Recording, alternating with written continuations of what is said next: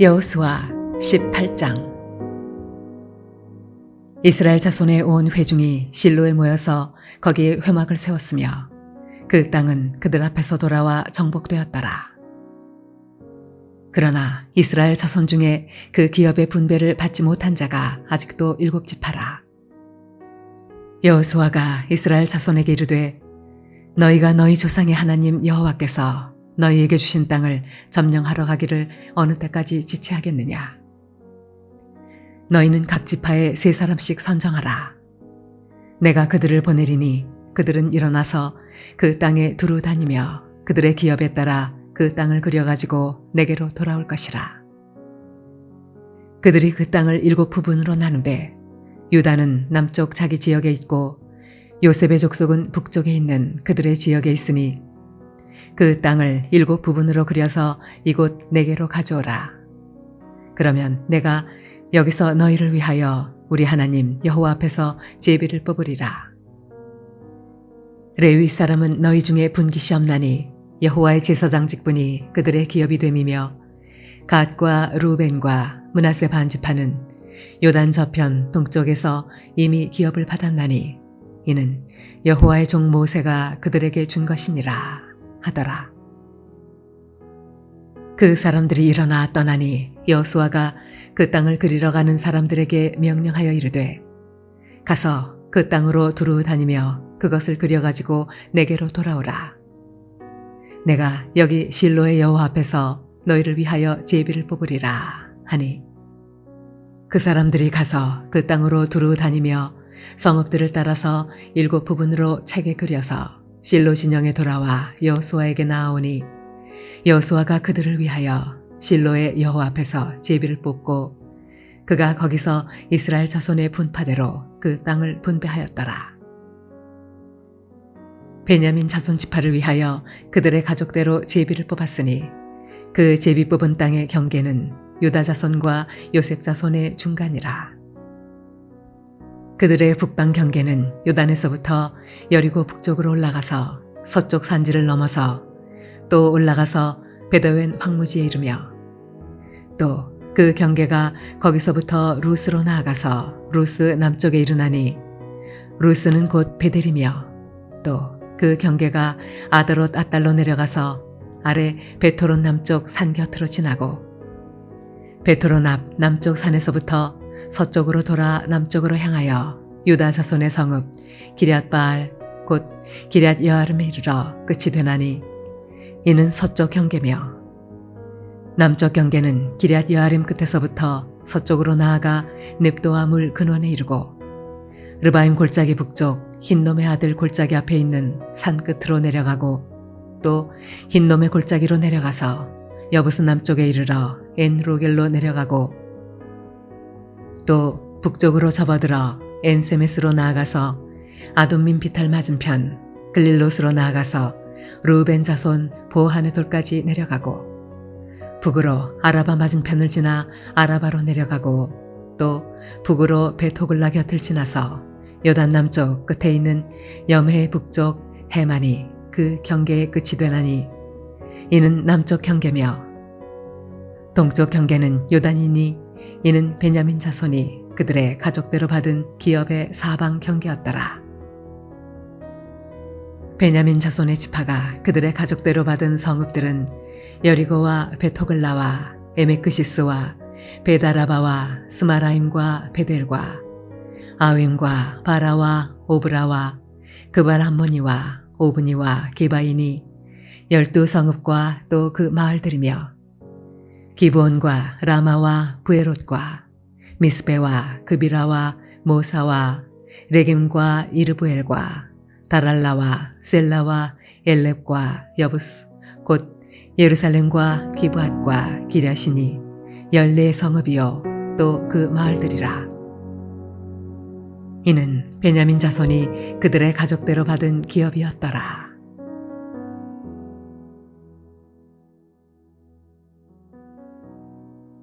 샬롬, 오늘 하루도 하나님의 은혜 가운데 믿음으로 승리하는 하루의 삶을 살아가시기를 소원합니다.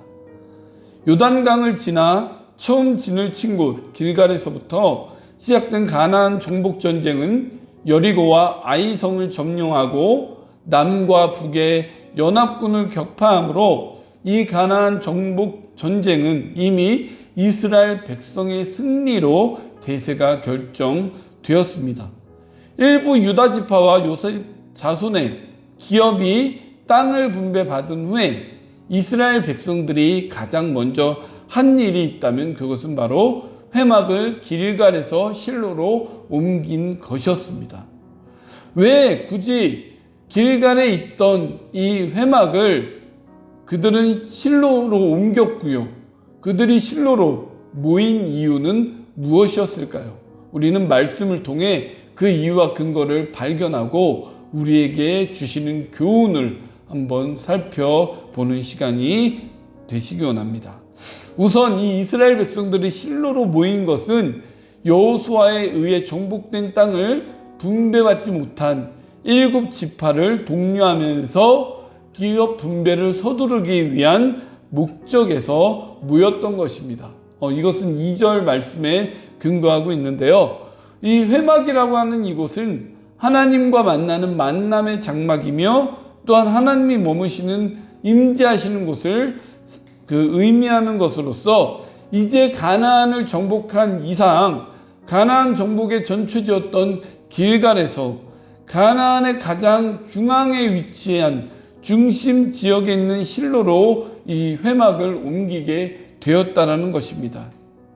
그리하여 이 실로라고 하는 이곳은 사무엘 시대까지 이스라엘의 정치와 군사와 종교의 최고 중심 지역의 역할을 하게 되었다라는 것이죠. 회막의 실로의 이동은 물론 가나안의 지역의 가장 중간에 있고 중심이 되는 곳이 실로인 이유도 이 이유가 되기 때문이지만 이곳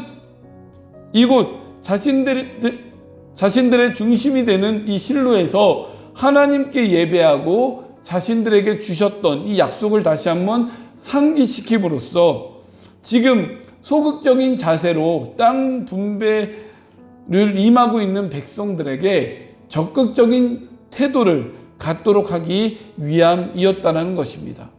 이것은 하나님의 약속을 믿고 신앙을 재무장시킴으로써 이스라엘 백성들을 통해 하시고자 하는 하나님의 일들을 순조롭게 이뤄나가기 위함이었다라는 것입니다.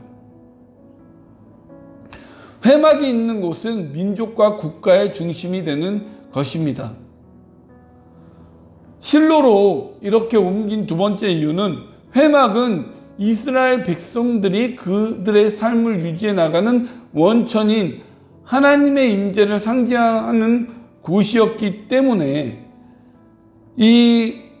그들의 중심 지역인 이 실로로 회막을 옮긴 것처럼 그들의 삶 또한 우리 삶에도 이런 삶의 중심에도 하나님의 임재 역사가 임하기를 기대하는 이런 모습 속에서 또한 하나님 중심의 삶을 살아가겠다라고 하는 이런 다짐이 길갈에서의 실로로의 회막 이동의 의미가 그 속에 담겨져 있다라는 것입니다.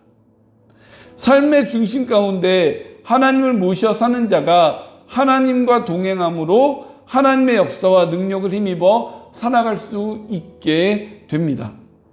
이스라엘 백성들이 시간이 흘러감에 따라 자신들의 참 주인이 되신 하나님을 잃어버리고 단순히 건물에 불과한 성전만을 귀히 여김으로 이곳이 하나님의 심판으로 파괴되는 비극을 겪게 되는 것도 우리는 말씀을 통해 또한 보게 됩니다.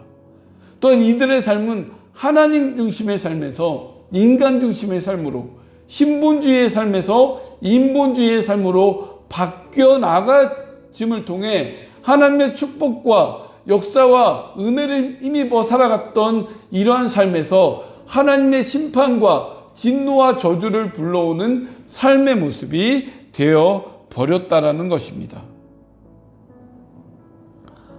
우리의 삶의 중심이 하나님이 임재하시는 회막이 되어야 합니다.